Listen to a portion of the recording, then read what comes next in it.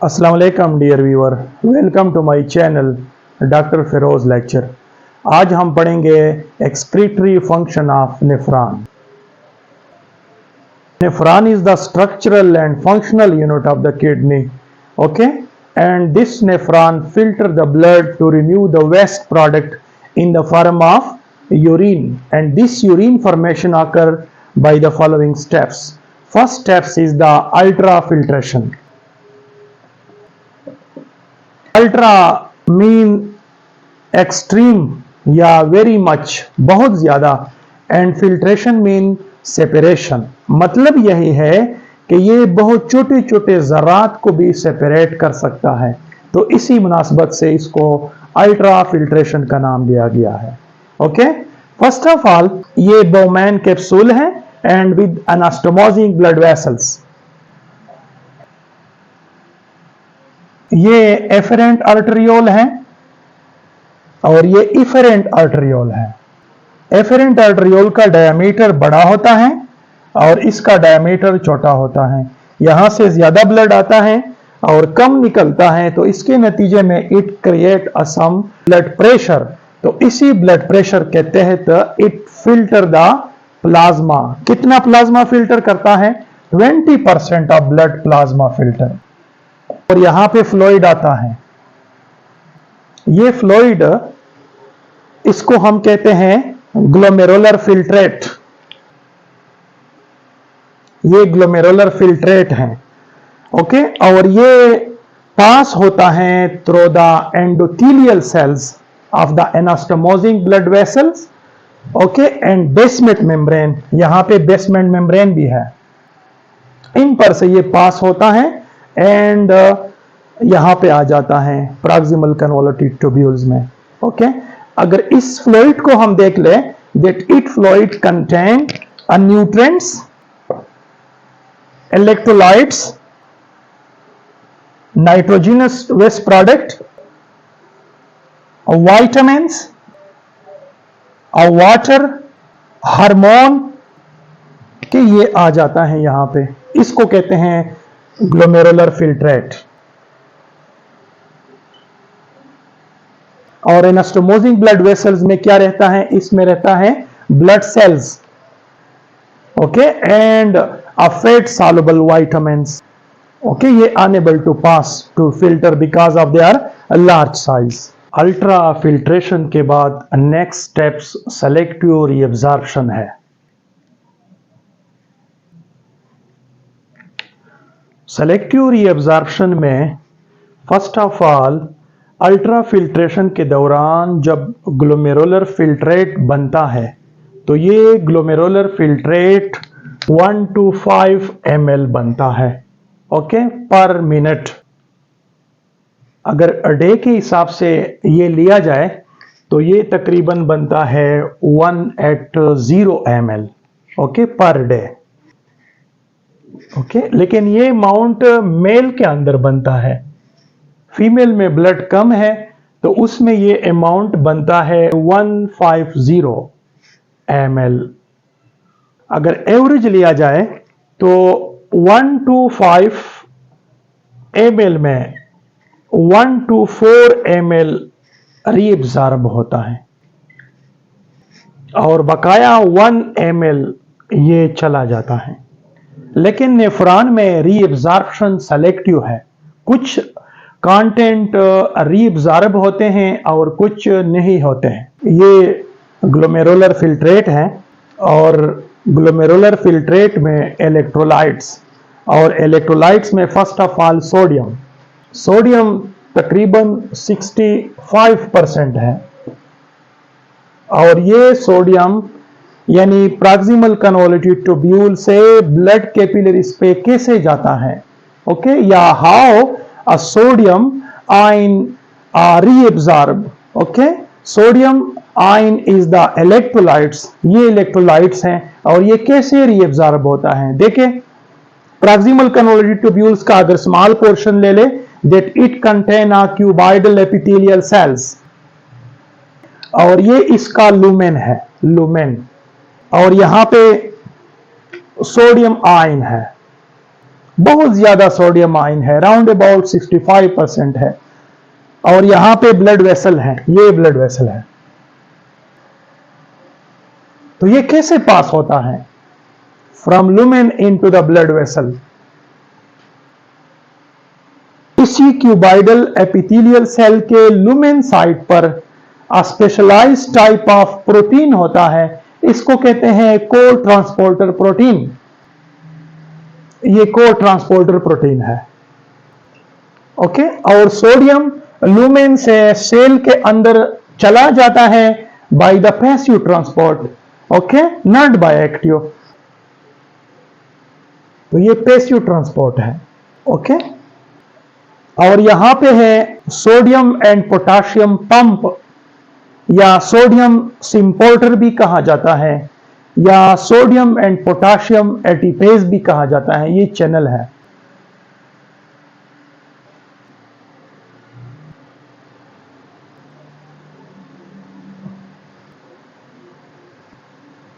Okay, और sodium cell से blood पे चला जाता है by the active transport. Okay, sodium यहां पे आ गया। एक्टिव ट्रांसपोर्ट, एक्टिव ट्रांसपोर्ट के जरिए क्यों आता है? क्योंकि यहां पे सोडियम की कंसंट्रेशन कम है और यहां पे सोडियम की कंसंट्रेशन ज्यादा है, तो लोअर से हायर की तरफ जाता है।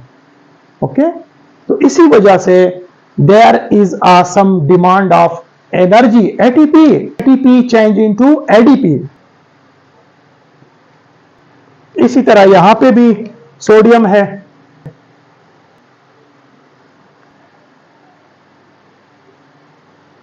ग्लोमेरुलर फिल्ट्रेट में वाटर, और वाटर भी 65% है लुमेन में।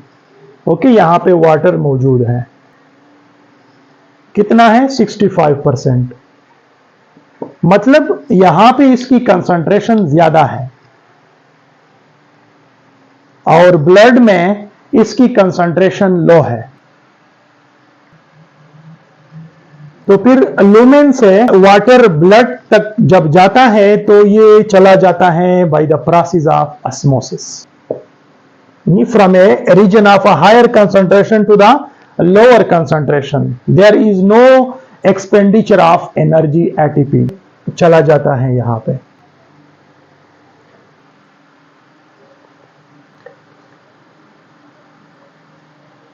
लेकिन एक मजे की बात यह है कि वाटर के साथ पोटाशियम आयन, ये इलेक्ट्रोलाइट है और ये 60% है लुमेन में। देखिए ये लुमेन में पोटाशियम आयन है, ये 60% है।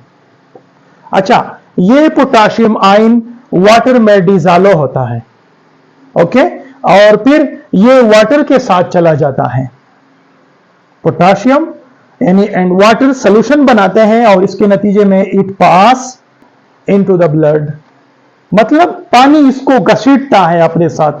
Okay, with no expenditure of energy. तो potassium ion pass from lumen of the proximal convoluted tubule into the blood by passive transport. Why? Because it drag by the water. इसको solvent drag भी कहा जाता है।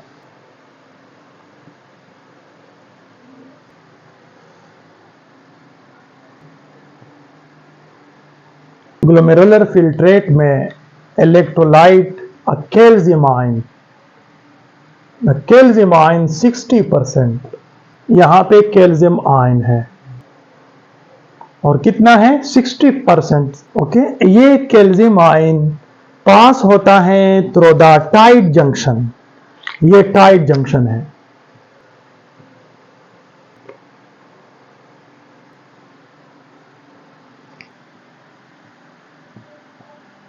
And there is no need of expenditure of energy. It pass through a passive transport. इसको पैरासेलुलर transport भी कह सकते हैं।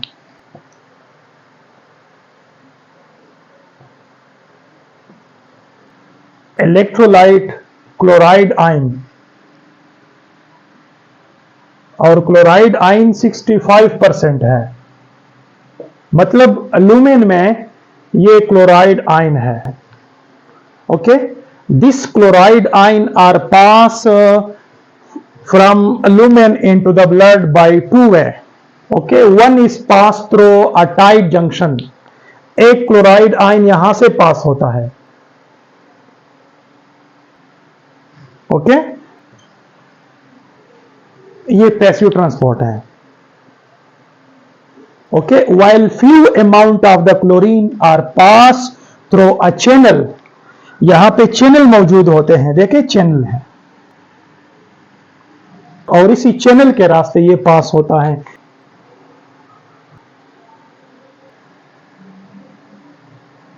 Okay, only small amount of chloride ion pass through this channel. इसको कहते हैं ट्रांस सेलुलर ट्रांसपोर्ट. ओके, या इसको एक्टिव ट्रांसपोर्ट भी कहते हैं. मतलब यह हुआ कि क्लोराइड आयन जब पास होता है तो ट्रांससेलुलर से भी और डिफरेंट है. ओके, पैरासेलुलर से भी. पैरासेलुलर पैसिव ट्रांसपोर्ट है और ट्रांससेलुलर एक्टिव ट्रांसपोर्ट है. लेकिन यहां पे एक्टिव ट्रांसपोर्ट है. ओके, लेकिन ट्रांससेलुलर पैसिव ट्रांसपोर्ट भी हो सकता है, लेकिन यहां पे क्लोरीन के लिए ये एक्टिव ट्रांसपोर्ट है. अंडरस्टैंड? यानी ट्रांससेलुलर ट्रांसपोर्ट एक्टिव और पैसिव दोनों है, और पैरासेलुलर ट्रांसपोर्ट सिर्फ पैसिव ट्रांसपोर्ट है. इसमें ग्लोमेरुलर फिल्ट्रेट में bicarbonate with range of 90%. How a bicarbonate reabsorb into the blood from the proximal convoluted tubule. Okay, it pass indirectly, not directly. How? Let's see. अगर proximal convoluted tubule का हम microscopic structure ले ले, so these are the cell, okay, and these are the squamous epithelial cells, and these are the blood vessel. और ये proximal convoluted tubule का lumen है. These are the lumen, okay, और इसी lumen में मौजूद होता है bicarbonate ion. Okay, these bicarbonate ion also contain the hydrogen ion. Okay, a bicarbonate ion and the hydrogen ion react within the lumen, okay, and form a carbonic acid.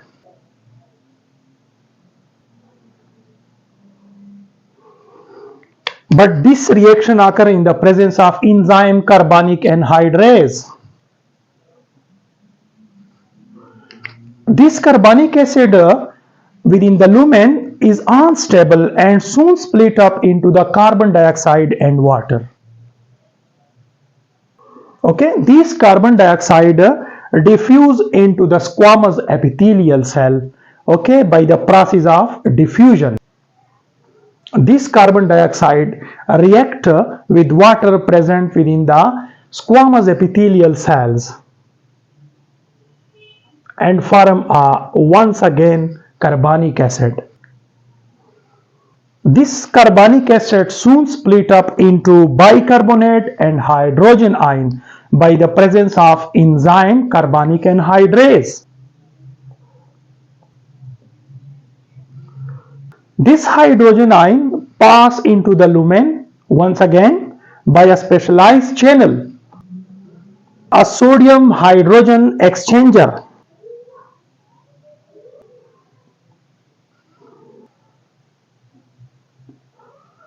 और ये bicarbonate pass from cell into the blood vessel. लेकिन यहां पे भी एक channel मौजूद होता है, इसको कहते हैं सोडियम बाइकार्बोनेट को ट्रांसपोर्टर. और ये bicarbonate pass into the blood, लेकिन ये एक्टिव ट्रांसपोर्ट है. There is the expenditure of energy आकर ATP change into ADP.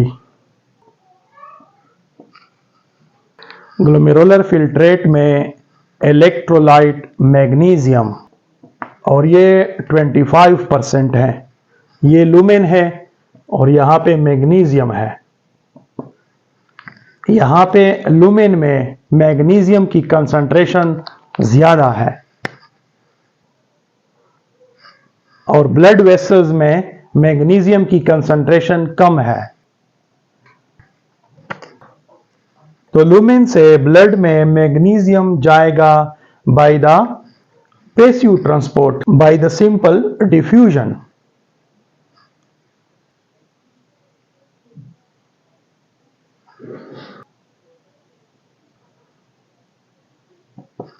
Simple diffusion. Nutrient में ग्लूकोज और ये 100% है। ये प्रॉक्सिमल कन्वोल्यूटिव ट्यूब्यूल का लुमेन है और ये ग्लूकोज है और ये सिंपल क्यूबॉइडल एपिथेलियल सेल्स है और ये चैनल है। इसको कहते हैं सोडियम ग्लूकोज को ट्रांसपोर्टर।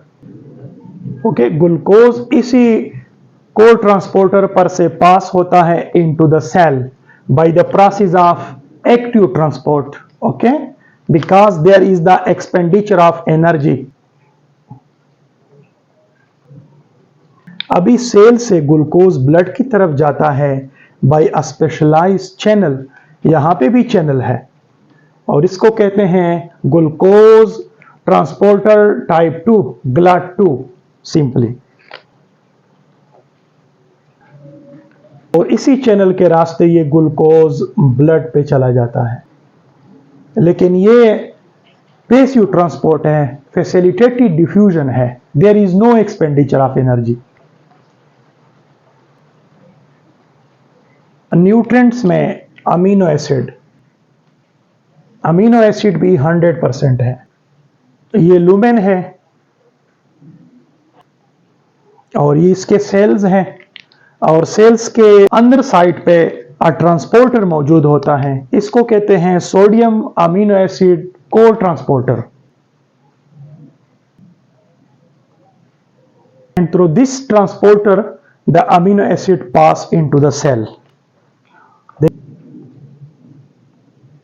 और सेल के बेजल साइड पर एंटीपोर्टर होता है या एक्सचेंजर भी कह सकते हैं। Okay, this is the basal antiporter या exchanger. And through this channel amino acid pass into the blood. ये फैसिलिटेटेड डिफ्यूजन है और ये एक्टिव ट्रांसपोर्ट है।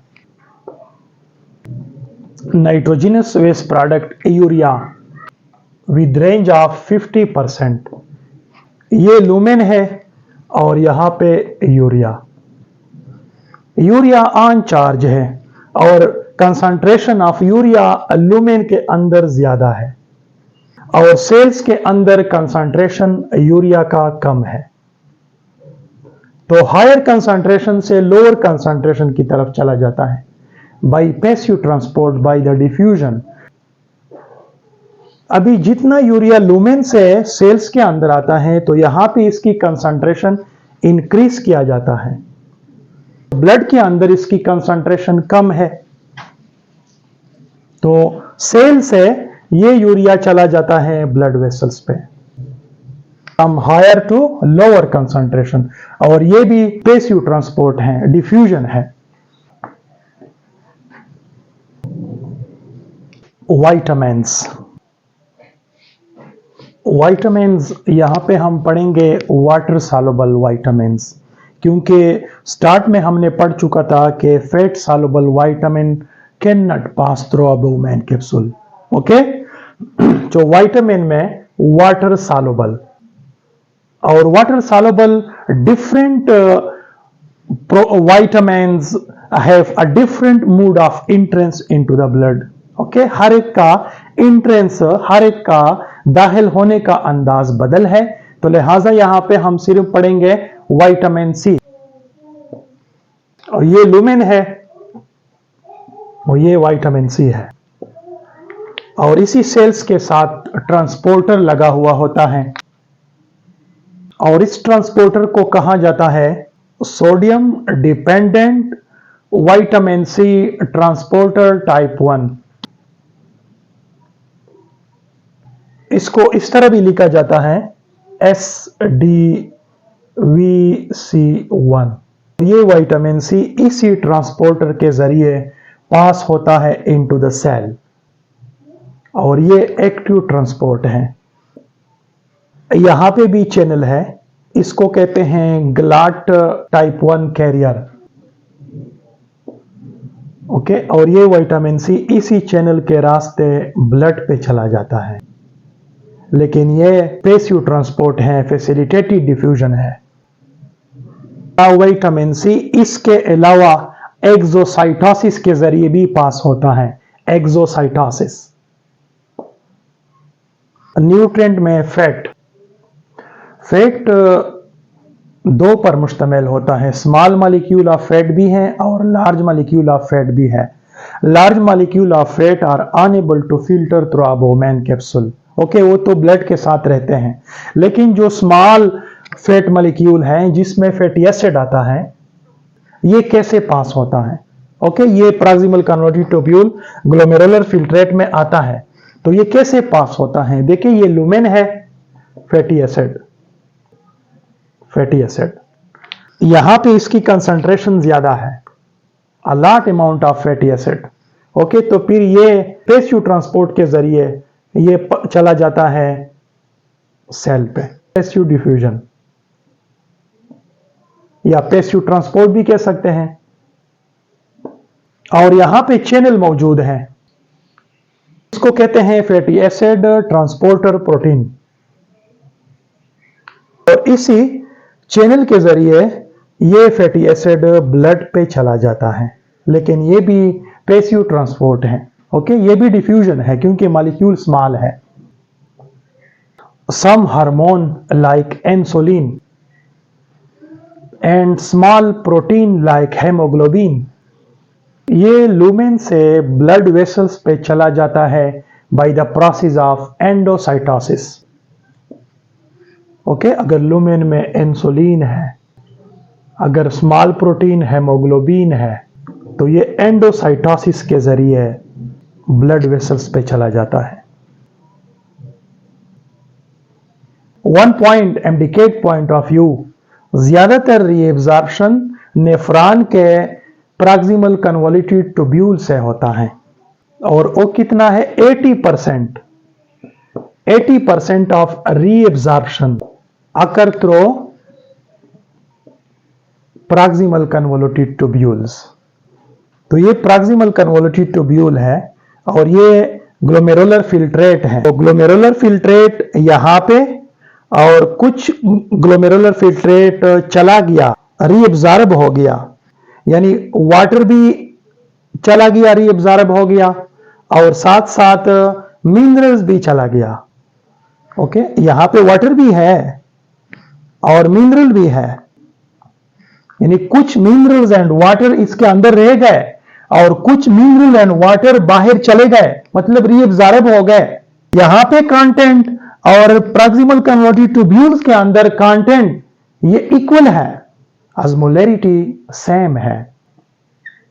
ऑस्मोलैरिटी का मतलब यानी mineral with in the solution, या मिनरल एंड वाटर जो सॉल्यूशन बनाते हैं, इसको ऑस्मोलैरिटी कहते हैं।